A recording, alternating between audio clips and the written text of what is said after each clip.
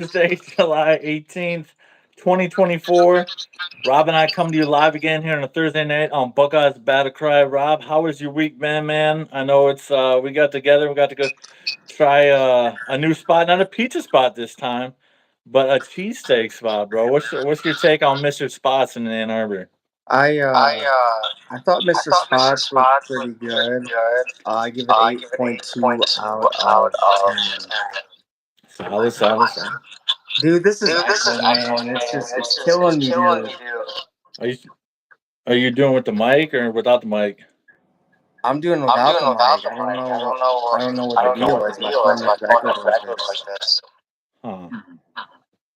Yeah, it's kind of a little bit intense, but All right, you we'll have guys. to So Peter, going you keep through. going. I Going, will be I will right be back. right back. You got Oh the You boy. got the Okay.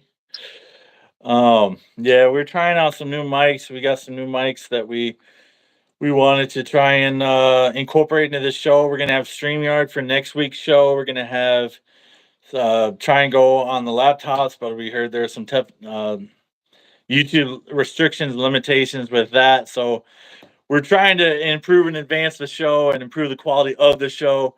We're just running into some difficulties right now, as it seems. So we will improve with that. But for tonight's show, basically, what we're going to cover once hops back in here, we've got the Big Ten coach power rankings as released by 247 Sports. This is in our opinion, but obviously we got a lot of share opinions on their listing. So we're going to reveal the pertinent coaches on that roster and who we're going to be talking about tonight. And then we also have, obviously, with the playoff expansion, what programs or what coaches are going to benefit the greatest from this playoff expansion, moving from 4 teams to 12 teams. That's a big jump. It's a bigger jump than what I wanted to make. I think 8 should have been the cap always, but as we know, money's involved, greed's involved. It's going to go to 12. We're already talking about 14. And we're already talking about 16. Moving on from that, but what programs and coaches are going to benefit the most from this playoff expansion and from this new 8 more teams added on to the playoff roster that we've got tonight. So, and then also Kirby had some interesting remarks about player discipline and how he's going to approach player discipline moving forward. We'll get to that a little bit later in the show. But let's start off with the Big Ten power rankings, Rob. I wrote down a few of these. I meant to write down where Moore was, but we'll definitely get to him. I know he's a lot lower down the list. But I definitely wanted to talk about the top 5. This is 247's list, not our Well, list, but we obviously got opinions on that list of who the hierarchy now that Harbaugh is going in out of the conference. I I wanna. wanna. Oh my Oh my gosh, it's doing gosh, it it's doing again. it again. All right, I guess All we right, I just guess gotta we deal just with gotta it, deal man. with It it, is man. what It it is what is. it is. Yeah, just power through it. All right, All right, so so I want to I want to start start at at 10. 10. I just want to I talk just about the want to talk most about the the notable notable coaches. coaches. Yeah, absolutely.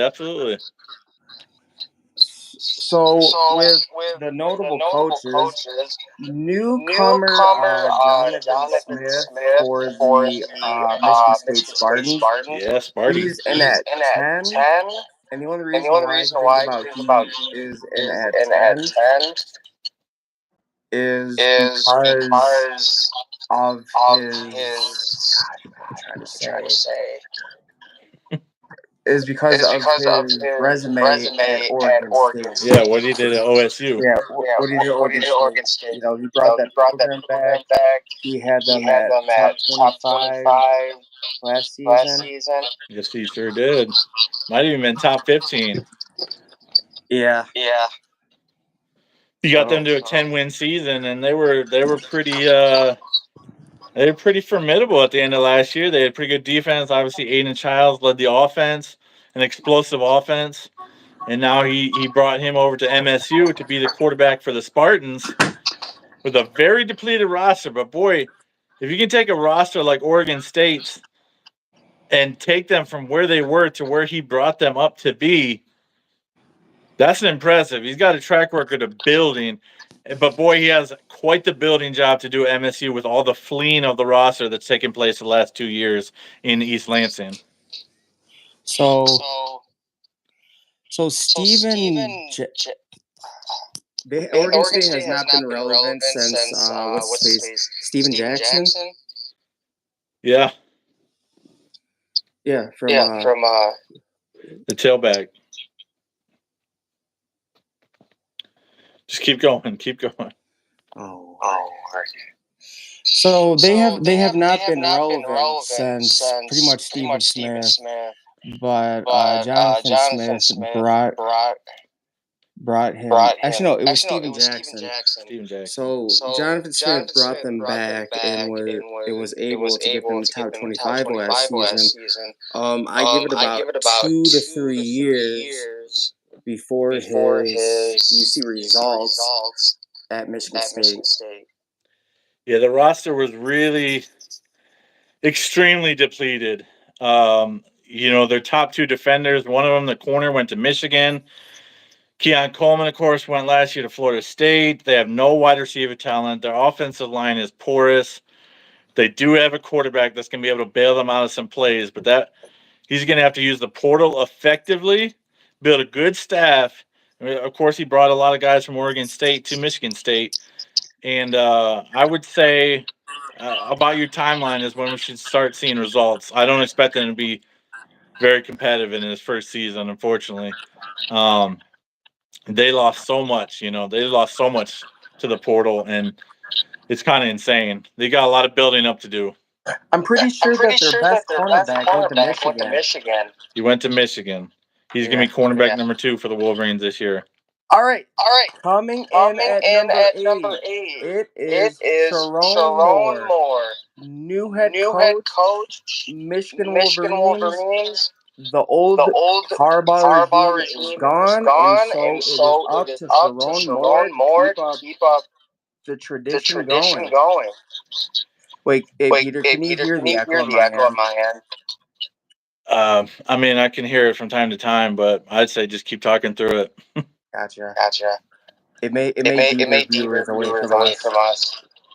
We'll see. As long as we don't acknowledge it, just go through it. Gotcha. So they when they did the ranking for him, they didn't count the wins that he was an interim coach for because he had Harbaugh's program. Not a program that Shamar built himself. It was a program that Harbaugh built. And that's what Michigan fans don't understand. They don't understand that, yeah, Sharon Moore was part of the staff. He was offensive coordinator. But he wasn't the brains and brawn of the operations. He wasn't the head of the staff. He was part of the staff. So we'll see what type of culture and winning tradition that he brings to the Michigan Wolverines. 8 seems a little high for a guy that's only coached 2 games and who didn't build a game plan. I saw other lists where he was down at 14 or 15 or 16. But we're using the 247 sports list, of course. That's pretty generous for them, to be honest. That's pretty darn generous. Well, I mean, they're coming off a national championship season. He's doing pretty good. So, Brand City, we're talking about the new Big Ten coach rankings from 24/7. We're currently on Sharon Moore number 8, which we think it's pretty fair. But I'll address that more as we get up the list. But yeah, I would really like to see what he does in the next 2-3 years. Well, like you said, I mean, he was only a part of the offensive game plan for the Wolverines last year. And yeah, he was the head coach for 2 games because of Harbaugh suspended for half the season for different allegations. And so we'll see what kind of game plan, what kind of CEO coach he is. He seems very charismatic. He seems honestly, disgustingly, very likable. He seems very charming, like he could potentially be a good recruiter down the road. but we'll see how he proves his chops because recruiting is everything in college football. Yeah. Okay, so coming in at number 4. Coming in at number 4. So we have Lincoln Riley, which I am shocked. Yeah. That coming in that high. You know, he had an extremely subpar season last year. And I mean, it was a big setback in the 2022 season. They were one game away from being in the playoff, and all of a sudden they're having trouble winning, what, 8, 9 games? They won 7 last year Yeah, in the regular season, 8 with the bowl game. Yeah, so they're having trouble winning. They had trouble winning 8 games. So, well, last year is definitely a big blemish on his record. There's no question about that. But he does have 4 conference titles in 7 years. He has 3 Heisman Trophy winners in 7 years at quarterback, all quarterback, of course. And so those are all things that help build his resume. But he's got a tall task. He needs to figure out the defensive side of the ball because that's one area, going back to his Oklahoma days, that they've never excelled on. They've never had a top 50 defense under like a Lincoln Riley. And yes, they have a new defensive coordinator this year. my bad. But I don't see – you never see drastic improvement on the defense in one season. So we'll see what he can do. I think he's probably pretty appropriately ranked, I would say, based on 4 conference titles in 7 seasons. Of course, he never won the Pac-12 yet. Now he's in the Big Ten, which is so weird to say. We'll see if he can figure out the defense. What do you think about the defensive side of the ball for the Trojans coming up in this year in the new conference? They lost a ton of ball, especially, and they lost the best to the Alabama side, so that's the loss. See how I think Aaron we'll see how he Foster and top kind of cutting in and out. I'm not sure what's going on. Edge to Fresno. To me, Fresno's gonna go off. Hit your mic real quick and try and do something with your mic because it's really I'm catching every other word. Are we good now? Yeah, that sounds better. Yeah. All right, so it's transferring to Fresno State. I know he was top edge. Oh yeah, Foreman. So doing the same thing. What? It's doing the same thing every other word. You know, Peter, I can figure this out, man. We'll jump back in this live. We'll end this live and we'll come back in a few minutes, fellas, all right? Wait. You stay on. Now it's perfectly crispy clear. I think it's because it's what it's set on. Whatever it's set on is yeah. All right. So we have Lincoln Riley, and we skipped over one that I personally wanted to talk about. So the best quarterback. Same thing. Best edge. Foreman. Now, was. I think you're just gonna have to hold it, bro. What? You have to hold it. I can't. It's every other word. So Corey Foreman was a top edge in his class. He was the same class as Brian Brise and I forgot the other edge. Mm-hmm. Who played for Clemson, but he was originally committed to Clemson. He decommitted, and I was shocked that he decided to go to USC because they literally have no defense whatsoever, and especially under Alex Grin. So Yeah. I don't think USC is gonna fare much better, especially in the Big Ten, where Big Ten is really known for their defense. Yeah, it's a defensive-minded conference first and foremost. But in Rose Bowls past, obviously USC has shredded both Ohio State and Michigan in years past. Long ages ago. We'll see how they defensively adjust to the physicality of the Big Ten Conference. because Washington got completely bullied on the defensive line, and a lot of these new additions to the conference are going to get bullied on the lines because they're just not big enough yet. Yeah. Yeah. So I was actually looking at the rankings. I think that Kirk Ferentz should have been higher than Lincoln Riley. You were switched Riley and Ferentz? Yeah. Riley and Ferentz would be good switch. Yeah, they're 4-5 there. Obviously, Kirk Ferentz, the longest tenured coach, not just in the Big Ten, but in all of college football, coming up into his 26th season. He won the Big Ten championship in 2002 and 2004. Obviously, splitting with Ohio State in 2002. We didn't play him that year.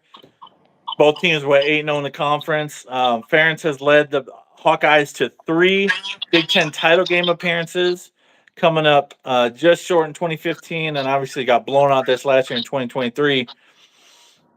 But yeah, he's a highly skilled coach, and he's the exact opposite of Riley. If he can ever figure out the offense, there used to be a powerful running team, and they used to have some good quarterbacks from time to time, but the last 6-7 years have been horrific, absolutely terrible offenses.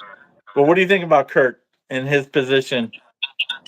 I think if they can get the offense going, I think they'll be a top contender because what keeps them in the games until their defense gets tired is their defense. But if they get their offense together, get some drives going, keep the defense fresh, they would actually be a top contender and have one more Big Ten championship and may have even made the playoffs. Without question. I definitely have some thoughts later on that. But to address those points exactly, they've got a decent quarterback in Cade McNamara returning. Obviously got injured, and um, their season still stayed on task. They got 10 wins just last year with one of the worst offenses in the nation, a laughingstock in the country all season long, and they still managed to get 10 wins in a weak division. And bro, I was looking at their schedule this year. Bro, they have a chance to do some serious damage this season. They only play Ohio State as a big boy. That's it. They avoid Penn State. They avoid Oregon. They avoid Michigan. Their Big Ten Conference schedule is insanely easy. And they have a chance to get to 10 wins again this season. They got a new offensive coordinator, and we'll see what they end up doing if they can actually figure it out on that side of the ball. The tight end university, they're used to throwing the ball to their superstar tight ends year after year after year. We'll see what Cade McNamara and the offense come up with. If they can average more than 25 points a game this season, they'll be in some serious contention with their schedule the way it sets up. Yeah, we'll see how check down Cade does. Yeah, he's definitely checked down Cade McNamara.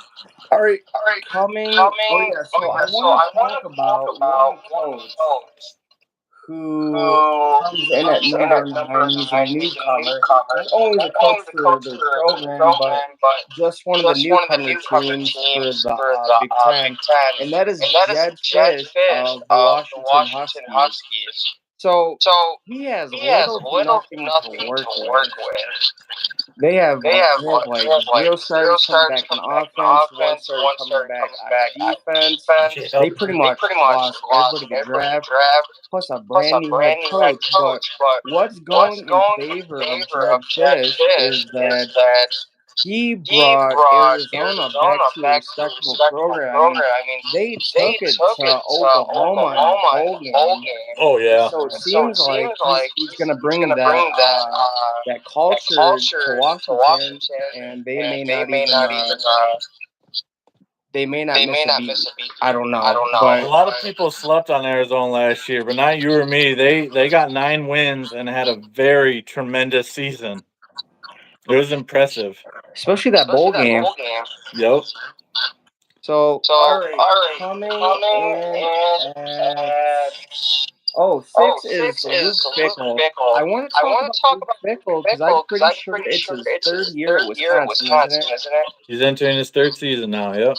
So when you go back to seeing Luke Fickell with the Cincinnati, his team started to flourish usually year 2 or 3, and they even making the college football playoffs with Cincinnati.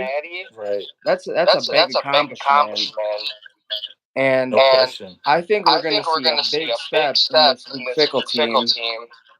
So expect Interesting. big things from Wisconsin. I have them being the dark horse of the Big Ten.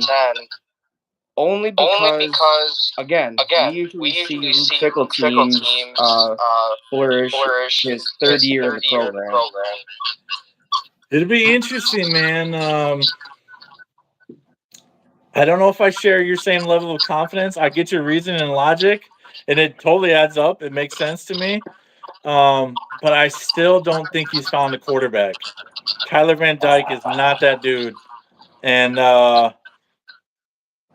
I know college football is so QB driven at the majority of programs. I think defensively they're getting there and they're ready just about. But I think offensively they've got a ways to go to get to that kind of air spread, passing spread offense that Fickle wants to run like he did at Cincinnati.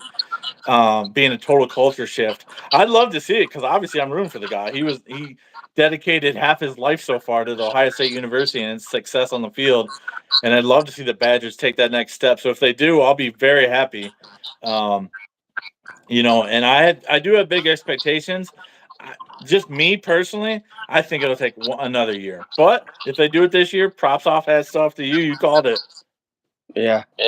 All right, coming in at number 3 is James Franklin. Sure. So, if you look at James Franklin's tenure at Penn State, there are 2 teams that he has consistently failed to get over the hump with, and has actually cost them a spot in the Big Ten title game and a spot in the playoffs. And that is Ohio State and Michigan. Yes. Now, for a while, Michigan and Penn State were actually going back and forth. And Penn State has beat Ohio State since that last minute field goal block brought back for a touchdown in 2016. Sure thing. So eventually, they're going to have to get over the hump. And what is going to be a plus for James Franklin is that the playoff is expanded, so it may not matter if he loses to Michigan or Ohio State. But this season, I don't think they play Michigan, do they? No, they avoid Michigan this season. Huh? They avoid them this year. Yep. Yeah, they don't play Michigan this season, so we'll have to see how they run the table. Now, I'm expecting them to have a loss against Ohio State, even though playing in Happy Valley, that's a really very hard, hostile environment. Really noisy, by the way, was at the Michigan-Penn State game last season, and I thought my eardrums were going to explode. It was that loud. I mean, this stadium's like so closed up and packed together that the sound just like, you know what I'm saying? Yeah, it reverberates. So it's ridiculous. But James It's an Franklin's intimidating atmosphere. So I don't disagree with you on that, Walter. His big game record, along with Kelly's, is quite porous. Penn State under Franklin is 3-17 versus top 10 opponents. That's atrocious. That's not getting it done. Yeah, hopefully Ryan Day doesn't get to that level. Hopefully. We'll see. He's got the opportunity to improve that record right now this year. That's for sure. Definitely. Franklin, though, he's been there 11 years now, and he's only got that one Big Ten title to show. Will Drew Allard take the step forward this year with the Julian Fleming and the Katron Allen and Nick Singleton and a couple other weapons to dispose the ball to? Is he going to take that next step, or is he just who he is? Well, the good thing is that Penn State hires. I'm just looking up who Penn State's new coordinator is. So Penn State hired a new offensive coordinator. They fired the old one. I think it was Alex Urich, and he was Yurcich, you yeah. could just tell that offense was like terrible under his watch. They couldn't It's clunky. get one drive going against Michigan or even Ohio State. And I know those were the top defenses in the country. I mean, each were top 5. Sure. But still, like when you have Drew Aller, Nick Singleton, and Katron Allen, and they usually have some pretty good wide receivers as well. And good tight ends too. Yeah, they have a tradition of good tight ends. Do you think Allard takes a step forward or not really? So they're new. It's Andy Karolnicki. I think that's how you pronounce it. I've never heard this guy before. So we'll see. What does Wiki say? Where's he from or where'd he come from? I don't know. You got that Wiki pulled up there or no? Yeah, I got to pull it up. Yeah, it'd be interesting if LR can be more comfortable and grow in experience on his wide receivers this year. He's got the weapons around him, but can he deliver the ball? In the Ohio State game specifically, he had all day in the pocket. He was at Kansas. He was the Kansas offensive coordinator. And they were super explosive last year on offense. Never mind. No, but they had a scrambling quarterback. Jalen Daniels was insanely good for them last year. The quarterback. Allard is not a mobile guy, though, so that'll be an interesting matchup of concepts. Penn State's only touchdown against Michigan was Drew Aller ran again. Okay, I got you. Yeah, we definitely have a feel for Penn State fans. They always come in thinking it's their year, and they just end up losing to Michigan and Ohio State, which completely, blows their Big Ten championship chances and playoff chances. It's kind of like the Dallas Cowboys. It's our year, we're gonna do it, and then it just nothing happens. Yeah, they Franklin makes some questionable calls in big moments of games, man, and it has really cost them over the years. 4th and 5 versus Ohio State back in 2018, I believe it was. He does a draw play, and it's like, what? Especially when Chase Young is there. With the game on the line, you need 5 yards, you're going to run the ball? That's just one example of curious decisions he makes in big moments. But he obviously they're starting over with a new defensive coordinator and a new offensive coordinator. So it's really the excuses have to end because he's got nobody else to point to but himself now at this point. And so it's going to be really hard to try to deflect blame moving forward in these big games and why they keep falling short. I would say he's appropriately ranked, but maybe, I don't know. I guess. Because he's consistently finishing 3rd in the conference, so 3rd in the rankings makes sense to me. If you look at the Big Ten, it's been Michigan, Ohio State, and Penn State. Yeah. So I think that's appropriate. Coming in at number 2 is Dan Lanning, which does not surprise me at all. Not in the least bit. Although he's only been a coach for 2 years. Yeah, here's the thing though.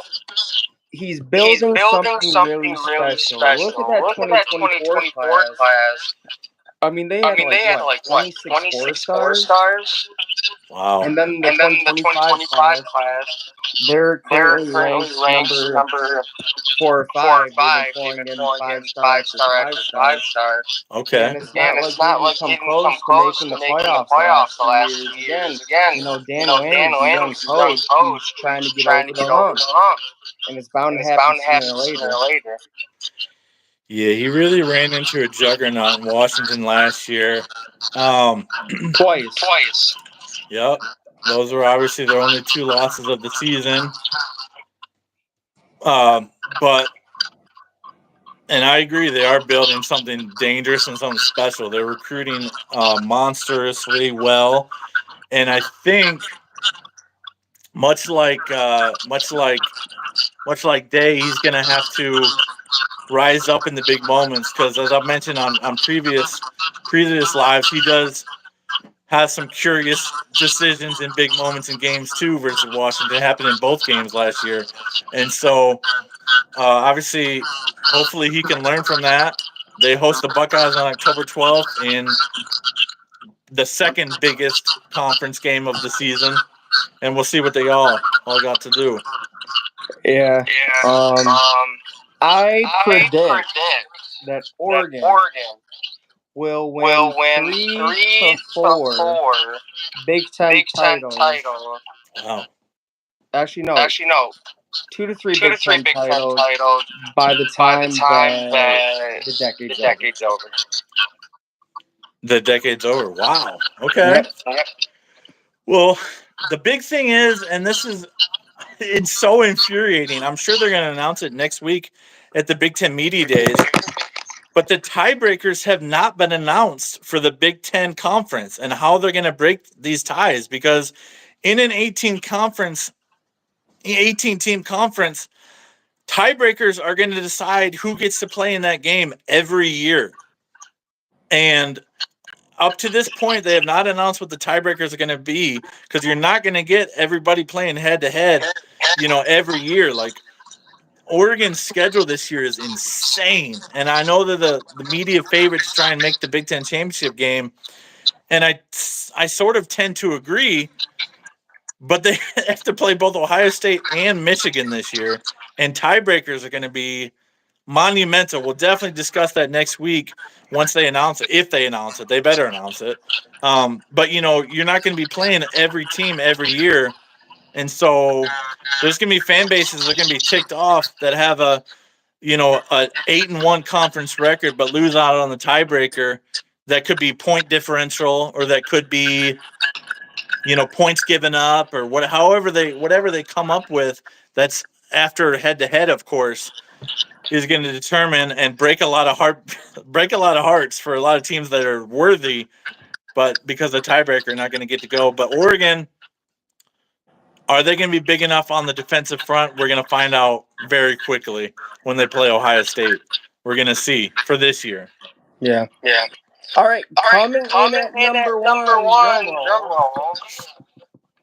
Brian Day comes in at number one as the number one Big Ten head coach. So I know that he lost to Michigan 3 straight years. But let's go back when Harbaugh was at Michigan. And Urban Meyer was at Ohio State. Mm-hmm.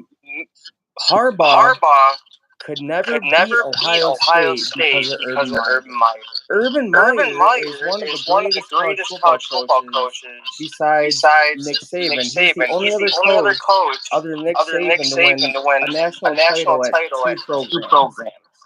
Yeah. Because Nick Saban won one at LSU and Alabama. Urban Meyer won one at Florida and Ohio State. So let's go to the 2018 season when Michigan was heading into Columbus as the number 3 team in the nation, and all they had to do was beat Ohio State. They'd be in the Big Ten championship, more than likely steamroll and win, and be in the college football playoff. But they all got up the podium, ran their mouths, and got it shellacking in the shoe. I think the final score was 67 to 32. And after 62-39, but neither here nor there. I saw an article from the Detroit Free Press, and the title was, and I quote, Harbaugh will not beat Ohio State until Urban Meyer leaves. And they were right. It's true. And the same's gonna go for Ryan Day. Ryan Day was never going to get back on track to beat Michigan until Harbaugh leaves. And I'm okay with that because Harbaugh's a really great head coach. He won a national championship for Michigan, brought them back national prominence, set out on what he said he was going to do, and he'll more than likely win the Super Bowl with the Los Angeles Chargers. I'm okay with Ryan Day going back to beat Michigan because Harbaugh leaves. That's fine. Yeah. Harbaugh was clear the number one coach in the conference last year, but he also had about 25 more years experience than Ryan Day does. So a little bit of advantage there. But I'm just saying, like, Harbaugh can beat Ohio State until Urban Meyer left. Yep. Ryan Day is more likely not going to be able to beat Michigan until Harbaugh leaves. And Harbaugh's gone, so we'll see what happens. But you heard it here first. Well, it's definitely clear and obvious to everyone that's paying attention that with the absence of Harbaugh, Ryan Day is clearly the number one head coach in the Big Ten. With that absence of Harbaugh, he's got a 56-8 record, 3 playoff appearances in 5 seasons, 2 Big Ten championships, and he's only going to build his resume from here on out. He's got a lot on the line this season. I think a lot of boosters and a lot of fans, and obviously the media, have put a lot of pressure on Ohio State. But at Ohio State, we embrace that pressure. We don't shy away from it. We embrace it, and we use it as motivation factors. Pressure is a privilege, and Ryan Day is either going to rise to the occasion in 2024 or crumble, and he knows that. He said that himself. But yeah, I think that Ryan Day's young head coach is trying to figure it out. Mm-hmm. He's bringing in the right staff. Hired Chip Kelly, promoted James Laurinaitis to linebackers coach. He completely helped turn around the secondary with the hiring of Walden. Sure. Completely turn around the defense with hiring of Jim Knowles. Would you say this is the best staff that Ryan Day has ever had at Ohio State in his 6 years there? I would say yes. It is. Minus the offensive line coach. Talk about that enough though. But what? Kerry Coombs should not have been the defensive coordinator. Matt Barnes should have had a place on the staff. Parker Clement, Corey Dennis. They all should have been gone. So he should have worked on getting that type of staff at the beginning. Yeah, I know. We're fighting through it. It's never done this before. It's pretty rough. We got some new mics and new stuff coming for next season or next week's broadcast, and hopefully it'll be a lot better for you guys. We apologize, but I fully agree. This is the best staff that Ryan Day has ever had, and this is the best roster Ryan Day has ever had. Perhaps maybe 19 was a better roster as well. What's up, man? JD, go Bucks for sure. We'll throw that question to you just for a second, JG. Is this the best staff or roster that Ryan Day has had in his 6 seasons at Ohio State? I think it's interesting because with Harbaugh leaving, that clearly left a void at number 1. There's nobody else that was going to be number 1 in the Big Ten besides Ryan Day. There was an obvious choice that he's the best staff, or is the best head coach out of the remaining head coaches in the Big Ten. But yeah, 247 had that list. They busted it out quite a while ago, I saw. But this is 247's list, and we agreed with some things, we disagreed with other things, and certainly a lot of shaking and moving will be done in the 2024 upcoming season. We'll see what the rankings come out for next year as wins and losses accumulate for the season. Moving on to the next topic.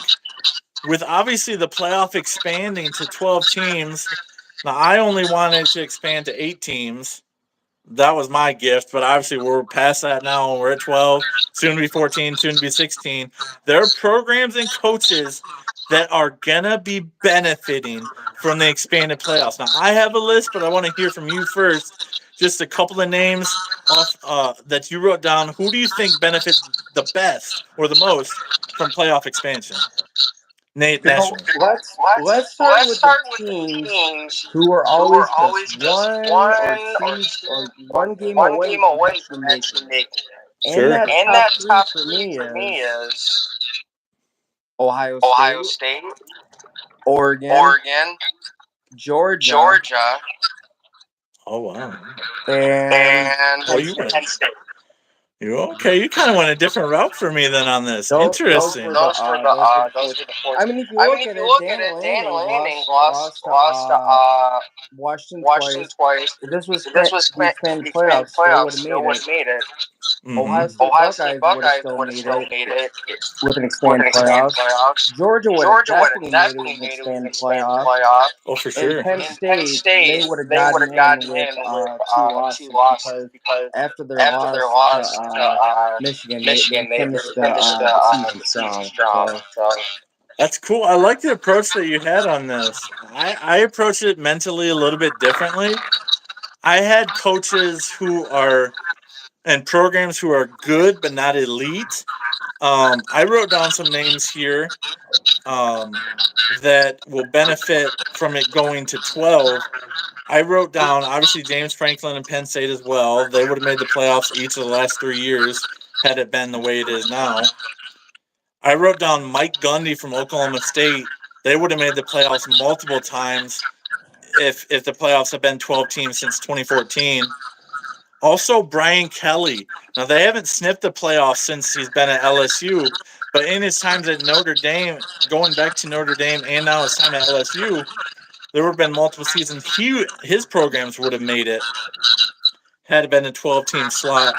And then, of course, the man that took over for Brian Kelly, Notre Dame, is in position with an even 9-3 record to make the playoffs. And it's interesting because Marcus Freeman has a chance to take a step forward. And then, of course, Lane Kiffin as well. I think Lane Kiffin is elevating Ole Miss, and they have a chance at making the 12-team playoffs where they never would have sniffed a 14 playoff previously. And so those are some names that I approach. When I think of programs that you listed, it is interesting because obviously last year, like you mentioned, both Ohio State and Georgia would have made the playoffs with an expanded playoffs, but they were in contention every year with just a 14 playoff as it was. And so that is kind of cool how you approach it differently than I did mentally. And I'm curious to hear your thoughts on Kelly or Kelly and Freeman and Mike Gundy specifically.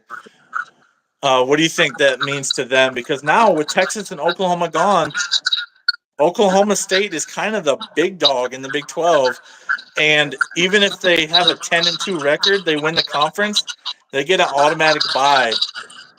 Oh yeah, now that you put it that way, I do agree that Oklahoma State may benefit from the playoff. I mean, being expanded. It's really interesting to think about, man. All these new teams that could make the playoffs.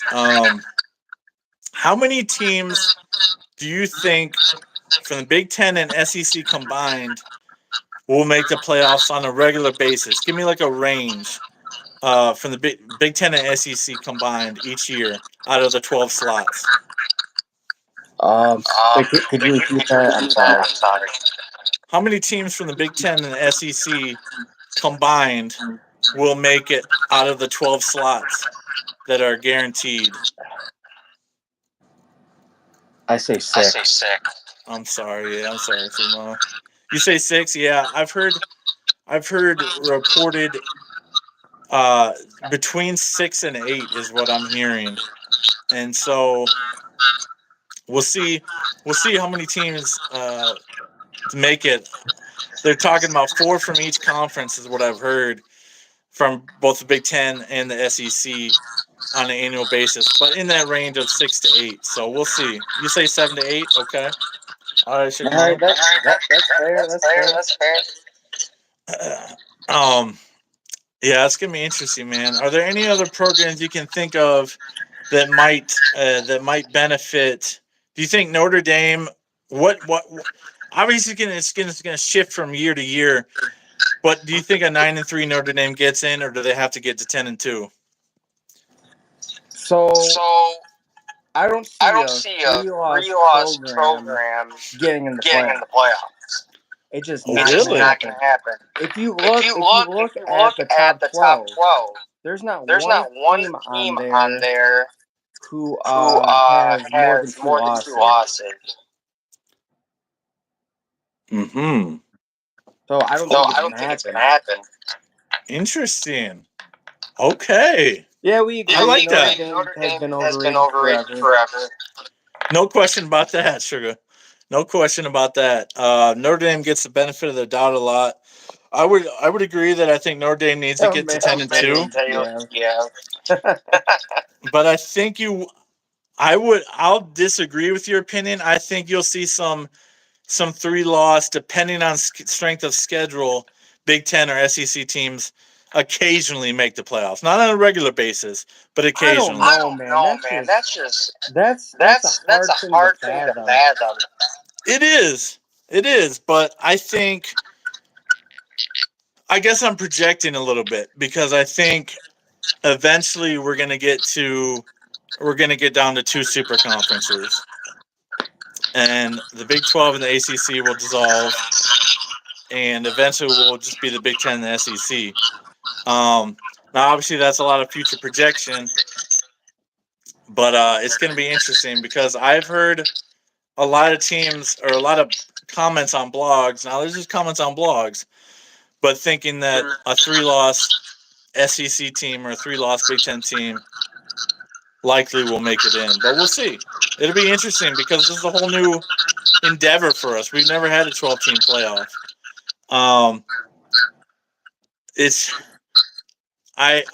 I'll say this, and this is a controversial take right here. This is a little hot take. I think it has been evident, even starting with Ohio State in 2014, that the playoff committee values eyeballs on their games over deserving teams. And that is kind of my theory of why I think a 3-loss SEC or Big Ten team might make it in over a group of 5 team or a Big 12 or ACC team that maybe only has 2 losses. And so that's just a theory. I'm just throwing it out there. It's not fully thought out yet, but I know 2014 was controversial. 2023 was controversial. There's been massive controversial decisions. Yeah. Deserving teams have been left out. 2024 would have been the best time to have expanded. You're not joking. You're not joking at all. I mean, how does a Georgia team who has one loss within the last 2 seasons just drop from 1 to 5 or 6? That was a crazy drop, man. They dropped from all the way from 1 to 6, if I remember correctly, after a 6-point loss. Yeah. That was pretty insane to see the drop off. And Ohio State dropped similarly with a 6-point loss. And you know what? I know one more team that can benefit. Ooh, shout it out. Ole Miss. Yeah, I got Lane Kiffin on there too. Yep. He's on my list too, no doubt. They're definitely a team that's going to benefit from the expanded playoff. I see him building a lot too. They have risen up as well over the last couple seasons, and we'll see what happens with Kiffin, if he can continue to rise or if he plateaus. What do you see the projection for Ole Miss moving forward, just based on your comment there? I think they'll have like 1-2 seasons. Okay. They got Jackson Dart coming back, man. He's going to be phenomenal, bro. They got some weapons. I haven't looked at Ole Miss's schedule, but it'd be interesting to get off here and look at their schedule to see what they're up against. I know Georgia plays at Bama this year, and that's going to be huge. I can't wait for that matchup, and that's a early conference matchup, if I'm not mistaken. Yeah. So I'm excited for that one too.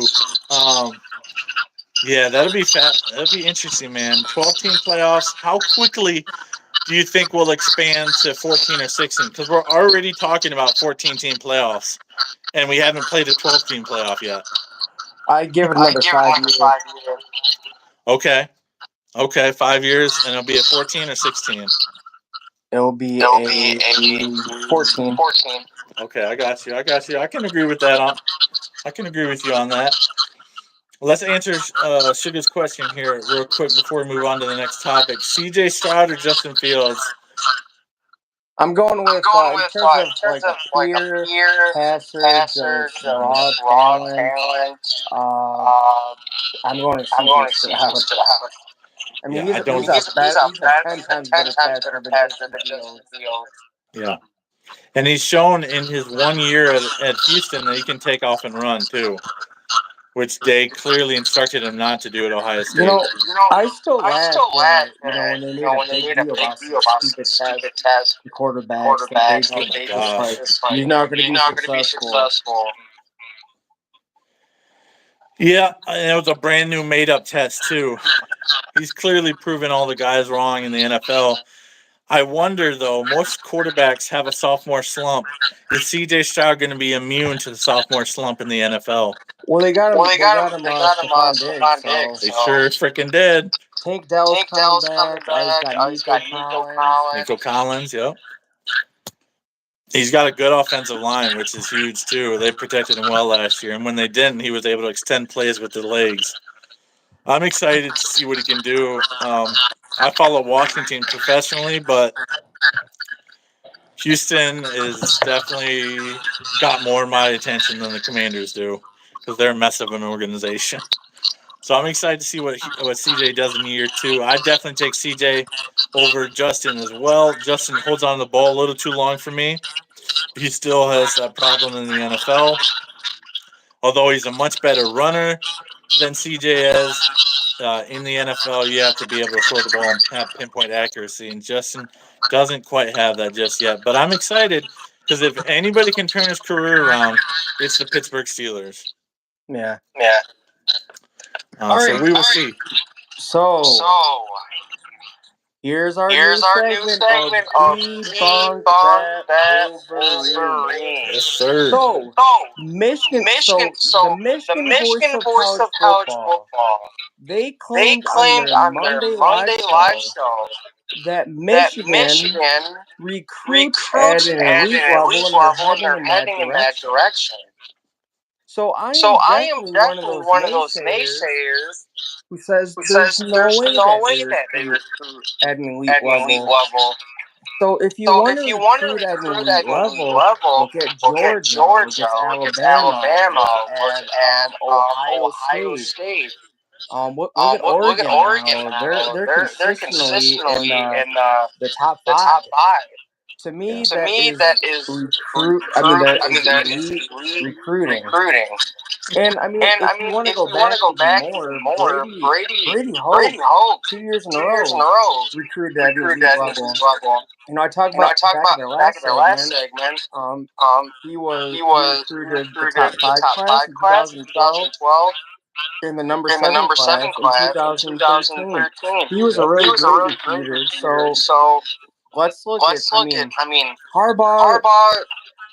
He was sometimes he was good, but he wasn't great. He only had one top 10 class in his whole tenure at Michigan. So he actually had 2. Did he have 2? Yeah, he actually had 2. Okay, I know. What years were they? Do you remember? It was 2017. Well, no, I think it was 16 or 17 when they got Rashad Gary. Yep. And then the J.J. McCarthy down of Networks class. Okay, I see. So two top 10 years and 9 seasons as head coach. That's pretty pedestrian. Yeah. And so look at Sharon Moore. They're getting some good players, but Michigan's at where they usually are. They're top 15, borderline, sneaking into the top 10, but end up finishing between 15 and 10. Mm-hmm. So I don't think that you could call that elite just yet. And also, elite recruiting results in reloading, and you don't even notice that their star players have left. And that is Alabama. That is Georgia. That is Ohio State. The thing with Ohio State is that they obviously reloaded under Urban Meyer, but he was such a great coach. He brought in a great staff. But as soon as you have Ryan Day, he's a good coach, but he didn't have the right staff until now. Sure. So I would have to say that even though they're not winning national championships, Ohio State reloads, Alabama reloads, Yeah. Georgia does. Those are the three teams consistently who have elite recruiting, and they've reloaded over the seasons.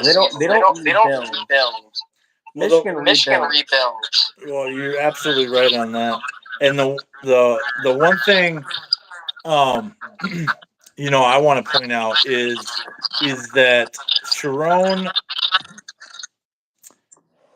There's a lot left to be said for what he can do in recruiting. Obviously, he's 6 months into his tenure, and we'll see where the class ends. I would imagine it ends in that 10 to 15 projection, like you stated, come December, come signing day. And now he does seem like a very charismatic guy himself. I think he himself is a good recruiter, but his staff is so old and ornery and white and play outdated football. His staff is not going to be able to relate well to recruits because they're in their 50s and 60s, specifically Wink Martindale. And I don't see them maintaining I do say them maintaining. I do see them in that 10 to 15 range.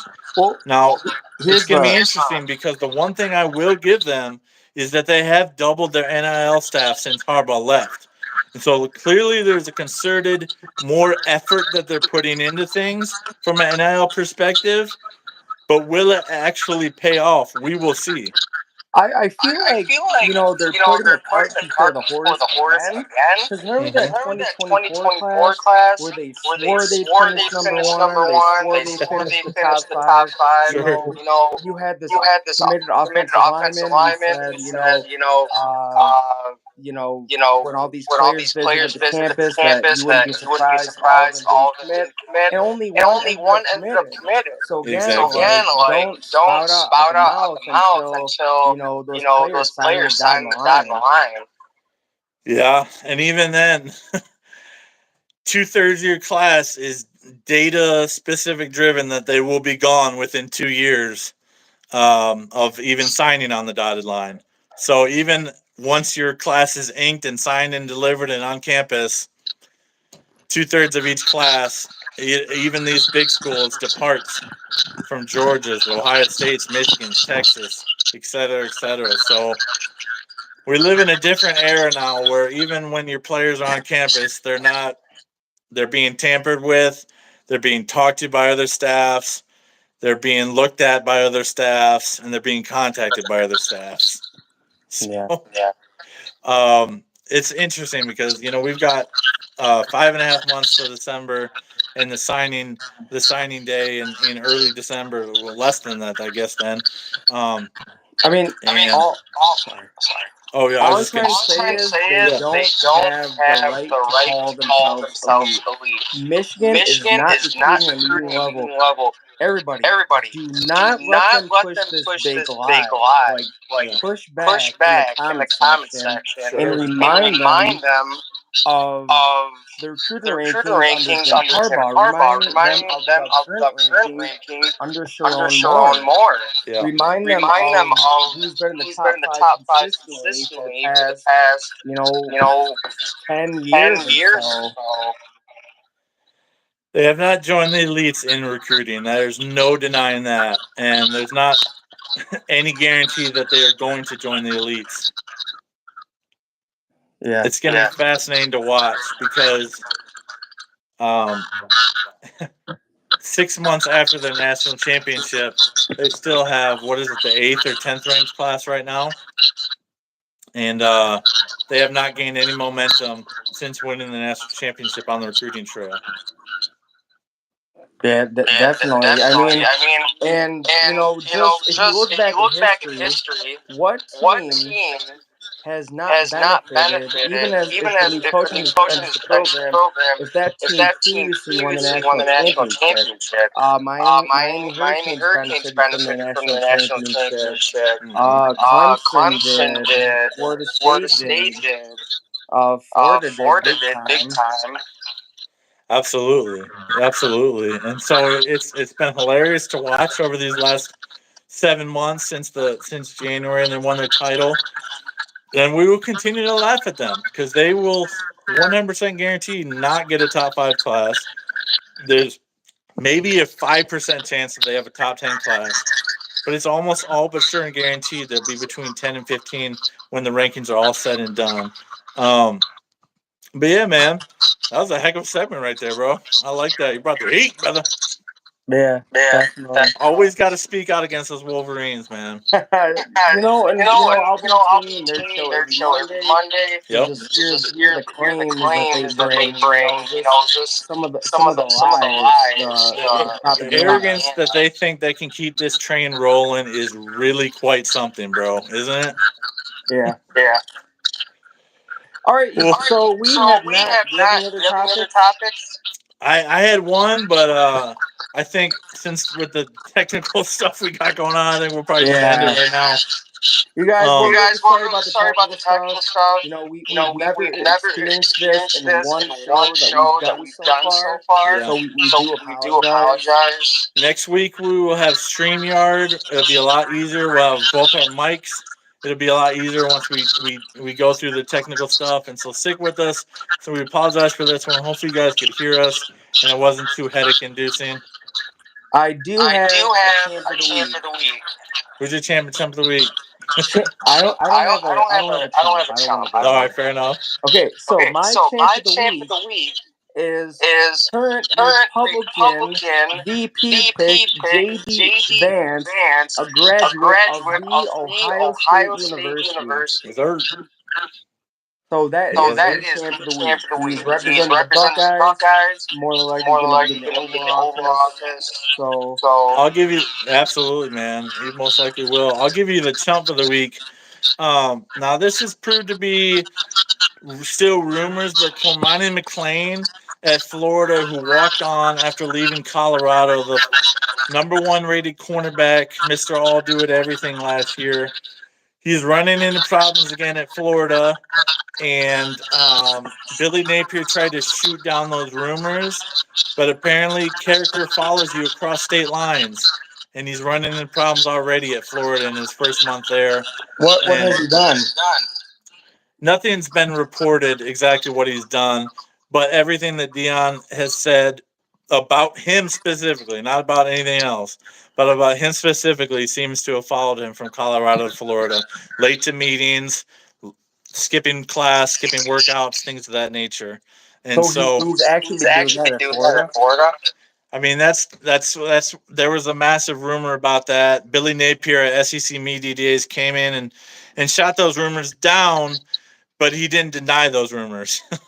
He just said it's being handled.